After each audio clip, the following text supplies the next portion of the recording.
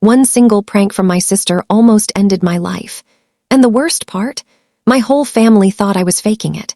It started as a normal day until her joke went horribly wrong and left me fighting for my mind and my memories. I'm glad to have you here. Follow my story until the end and comment the city you're watching from so I can see how far my story has reached. My name is Sarah Mitchell. I'm 27 years old, and I never thought that a simple family gathering could turn into the scariest chapter of my life. It was a Sunday afternoon, sunny outside, and everyone was at my parents' house for a barbecue. My younger sister, Chloe, is the kind of person who loves pranks. She always tries to make people laugh, sometimes even when it's not the right time. I was helping Mom set up the table when Chloe came up behind me with this mischievous grin. I didn't think much of it because she's always like that, but within seconds, she had placed a plastic bag over my head from behind as a joke, trying to scare me. I panicked and spun around quickly to pull it off, and as I turned, my foot caught on the leg of a chair. I lost my balance completely and slammed the side of my head hard against the corner of the kitchen counter. The sound of the impact made everyone freeze for a second, but then Chloe burst out laughing, thinking it was nothing. My dad laughed too and said, "Sarah, you're so clumsy." I tried to laugh along because I didn't want to spoil the mood, but something didn't feel right. My vision was a bit blurry, and I had this strange ringing in my ears. I thought it would pass, so I just sat down and sipped some water. Over the next hour, I started feeling lightheaded, and every time I stood up, my head felt heavy. Mom told me I probably just needed to rest. Chloe teased me, saying, "Don't be so dramatic, it's just a bump." The truth was, I wanted to believe them. I didn't want to think it could be serious. But that night, things got worse. I was lying in bed when I tried to remember what I had eaten earlier, and for a few seconds, I couldn't recall anything. It was like my brain had a small blackout. I shook it off and went to sleep, thinking I'd feel better in the morning. The next day, I woke up feeling groggy. I walked into the kitchen and said good morning to Dad, but my words came out slurred, almost like I was drunk. He frowned and said, "Stop talking like that, Sarah, it's not funny." But I wasn't trying to be funny. My head hurt, my speech felt strange, and I even forgot the name of the street we lived on when Chloe asked me. The more I tried to explain that something was wrong, the more they thought I was making it up. It hurt more than I can explain. Your own family not believing you when you're scared is one of the loneliest feelings in the world. Over the next couple of days, my symptoms grew worse. I started bumping into things like my depth perception was off. I dropped my coffee mug one morning because my grip just gave out unexpectedly. Chloe rolled her eyes and told me, "You're just trying to get attention." That stung, because I've never been the kind of person to fake being sick. I began to wonder if I was going crazy. One night, I sat on my bed and stared at the wall, feeling so frustrated and helpless that I started crying. I didn't know what was happening to me, and I didn't have anyone who believed me. That's when I decided that no matter what my family thought, I was going to see a doctor. I called my friend Megan, who works at a clinic, and told her everything. She immediately told me to get checked by a neurologist as soon as possible. Hearing her concern made me realize that I wasn't imagining this. Something was genuinely wrong. The next morning, I made an appointment with Dr. Allen, a neurologist in the city. When I told my family, they rolled their eyes. Dad said, "You're wasting your money." But I didn't care anymore.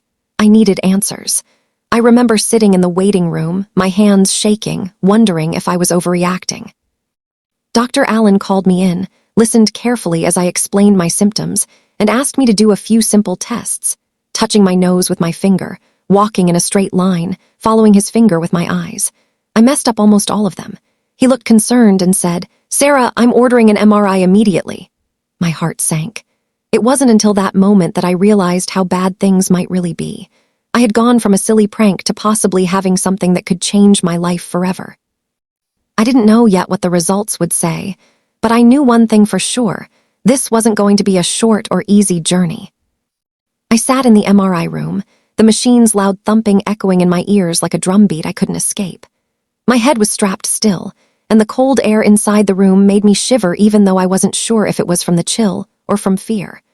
All I could think about was how fast my life had changed in just a few days, from laughing at a barbecue to lying here, wondering if my brain was damaged. When the scan was over, Dr. Allen asked me to wait in his office while he reviewed the images. Those 15 minutes felt like hours. My legs kept bouncing, my palms were sweaty, and every worst-case scenario I had ever heard about head injuries ran through my mind.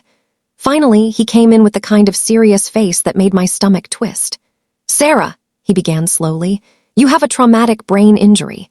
There's swelling on the left side where you hit the counter, and it's affecting parts of your brain that control memory, balance, and speech." My mouth went dry. I wanted to cry, but all I could do was stare at him. "This is not something you can ignore," he continued. "If we don't treat this now, it could get much worse, even life-threatening." He paused, then said something I didn't expect. "I want your family to see this." I frowned. "Why?" He leaned forward. "Because sometimes people don't understand how serious this is until they see it with their own eyes." I agreed, though a part of me dreaded how awkward that meeting would be. That evening, I went home and told my family what the doctor had said. Chloe laughed and said, "Oh, come on, you probably just convinced him something's wrong." That comment made my blood boil, but instead of yelling, I said, "Fine, come with me tomorrow, see for yourself." The next day, Chloe, Mom, and Dad sat in Dr. Allen's office with me. He pulled up the MRI images on a big screen, pointing to the swollen, shadowy area on the scan. "This is not acting," he told them firmly. "This is a brain injury. Her speech issues, memory lapses, and balance problems are all real. She needs treatment immediately." For the first time, my family went silent. Mom's eyes widened, and Dad leaned closer to the screen as if he couldn't believe what he was seeing. Chloe's face lost all its color. I could tell she was replaying the prank in her head, realizing the role she played in all of this. I didn't say anything, I just let them take in the reality. On the drive home, the car was quiet until Mom finally said, "Sarah, I'm so sorry, I should have believed you." Dad cleared his throat, looking guilty. Chloe whispered, "I didn't know, I swear I didn't know." I wanted to scream that they should have listened sooner, but the truth was I was too tired to fight anymore. The damage was already done, and now the focus had to be on recovery. Dr. Allen had scheduled several therapies for me, speech therapy, memory exercises, and physical therapy to help with my balance.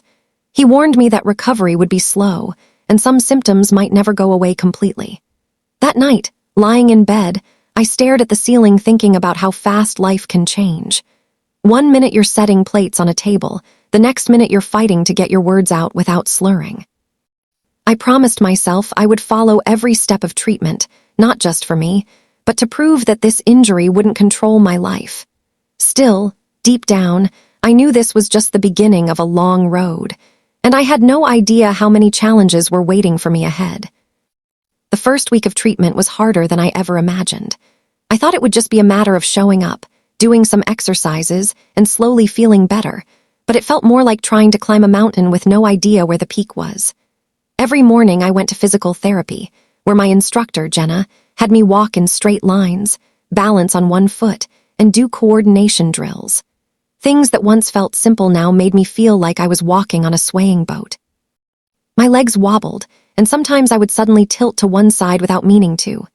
In speech therapy, my therapist gave me simple tongue twisters and memory games, but my words still came out wrong sometimes. I would say cat when I meant cup, or completely forget a word I had known my whole life. It was embarrassing, especially when Mom or Chloe came with me and saw it happen. I could feel their guilt every time they watched me struggle.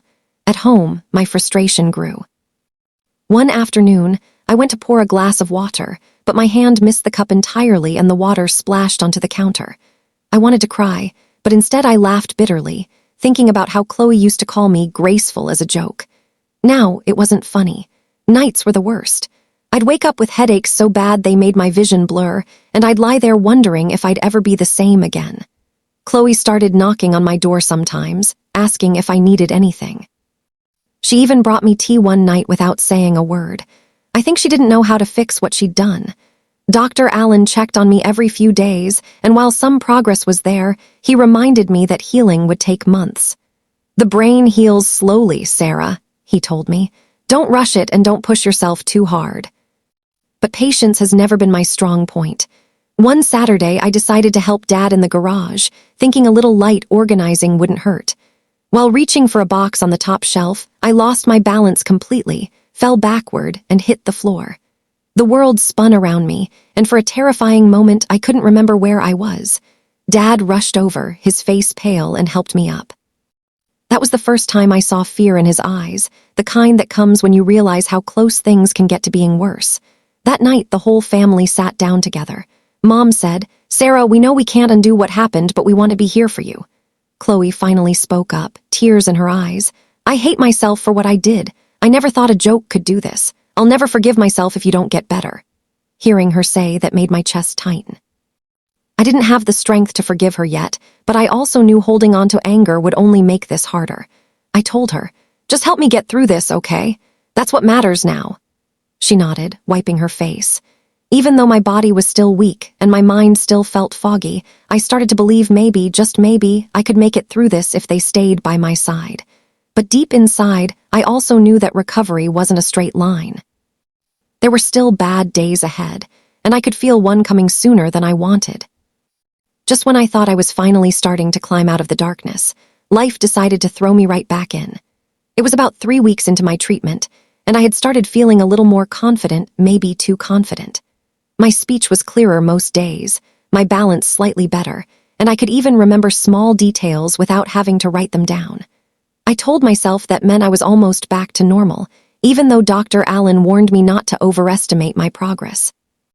One rainy Thursday afternoon, I was home alone.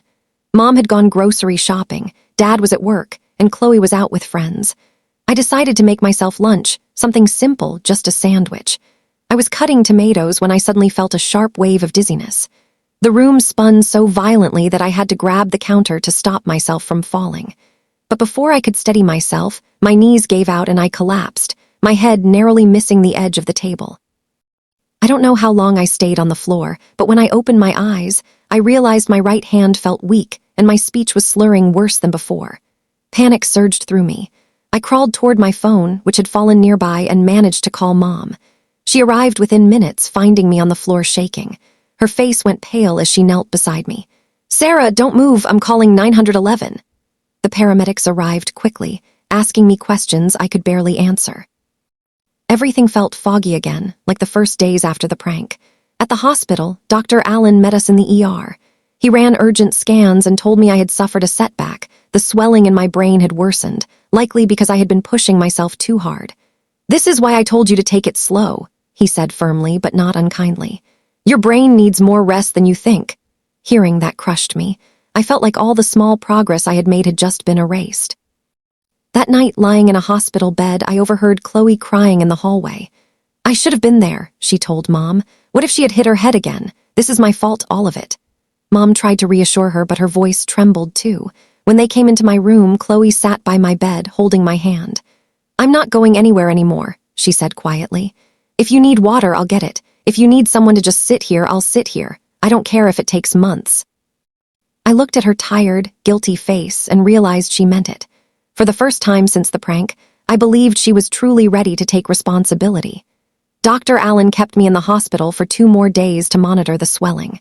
Those nights were long and filled with strange dreams, moments where I woke up disoriented, not sure if I was still in my own life or some other place. But by the time I was discharged, I understood one thing very clearly. I couldn't rush this. If I wanted my brain to heal, I had to accept the slow, frustrating pace of recovery. And now, I had my family watching me more closely than ever before. Coming back home after the hospital stay felt different this time. Before, I had returned to a family who doubted me, who thought I was exaggerating. Now, I was coming back to a family who hovered over me at every step. Mom wouldn't let me stand for too long without checking if I was okay. Dad kept reminding me to drink water, and Chloe followed me around like a shadow. At first, it was comforting, but soon I started to feel suffocated. I understood they were scared, but I also needed to feel like I could still live my life. One evening, I was sitting on the couch watching TV when Chloe brought me a blanket without me asking. "You looked a little cold," she said softly. I smiled and thanked her, but inside, I felt this strange mix of gratitude and sadness.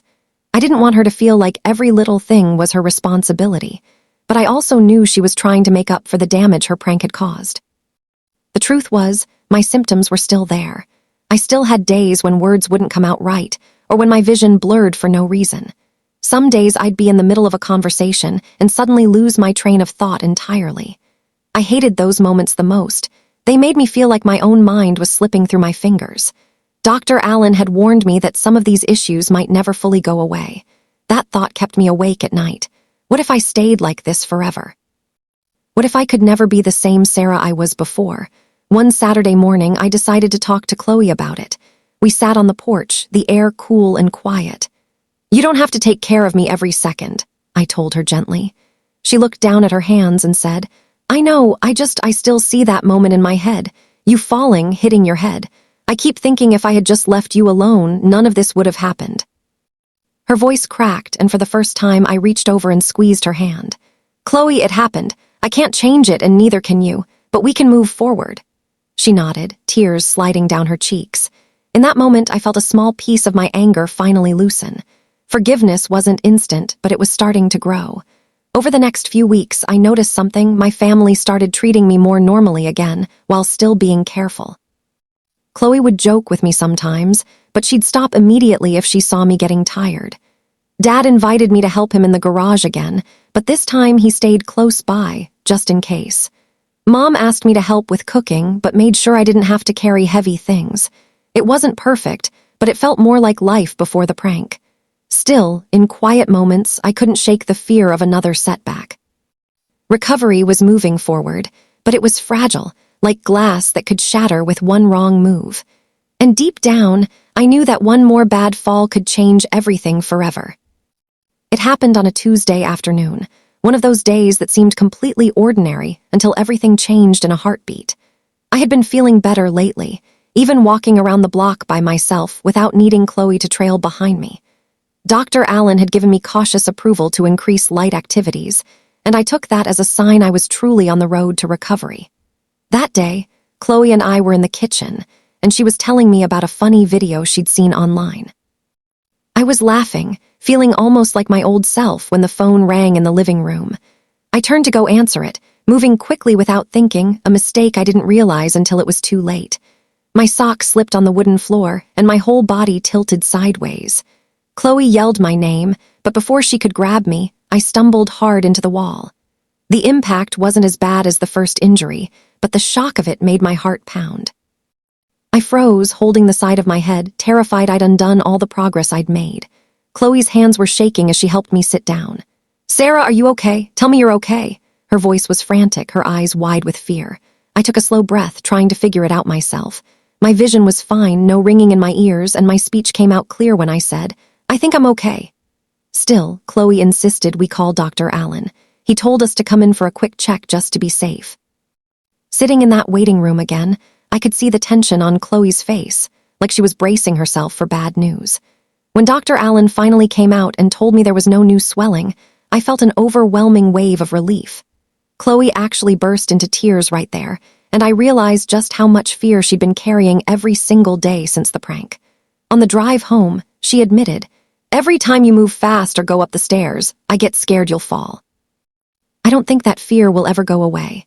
I understood completely because I felt the same. That night over dinner, I told my family something I hadn't said before.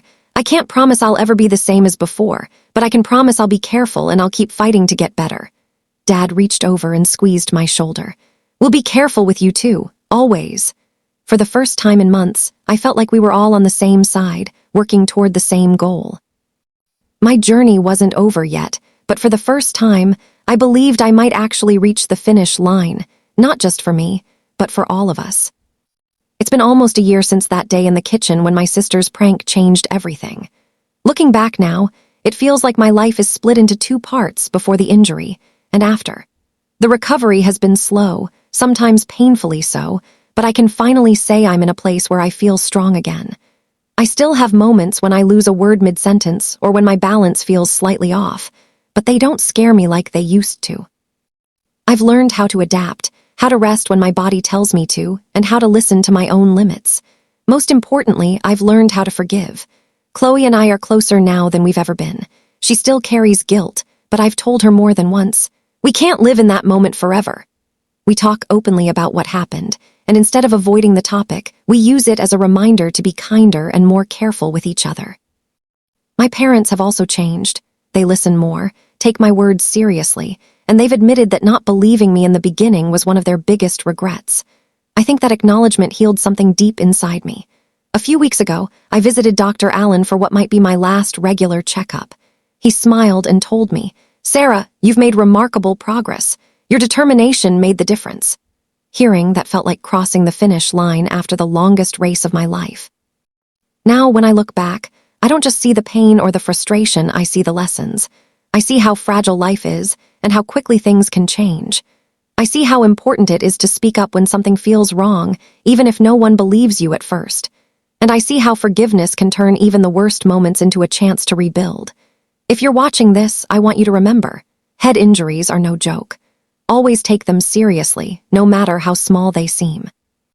And if someone tells you they're hurting, believe them. It might just save their life. This is my story, and I'm grateful you stayed with me until the end. Tell me in the comments the city you're watching from. I'd love to see how far my story has traveled. And please, take care of yourselves and the people you love. Life is too short for anything less.